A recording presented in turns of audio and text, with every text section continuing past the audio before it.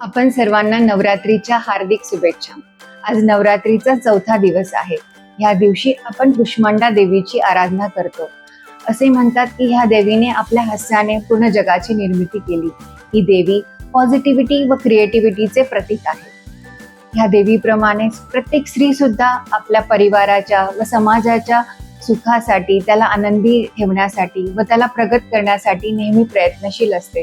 हे सर्व करत असताना तिने स्वतःच्या आरोग्याकडे पण लक्ष दिले पाहिजे, कारण जर ती निरोगी असेल तर ती हे सर्व कार्य व्यवस्थित करू शकते. त्यामुळेच मैत्रिणींनो, जर तुम्हाला तुमच्या शरीरात काही बदल जाणवत असतील किंवा तुम्हाला काही त्रास असेल तर तुम्ही त्याला निग्लेक्ट करू नका. डॉक्टरांचा सल्ला घ्या. तसेच वयाच्या 40 नंतर रुटीन हेल्थ चेकअप करून घ्या, ज्यामध्ये सोनोग्राफी, मॅमोग्राफी, पॅप्समियर ह्या टेस्टचा समावेश असला पाहिजे. कारण कोणतीही गोष्ट जर लवकर समजली तर ती पूर्णतः बरी होऊ शकते. म्हणूनच निरोगी राहा, आनंदी राहा व आपल्या हास्याने सर्व विश्वामध्ये आनंद पसरवत राहा.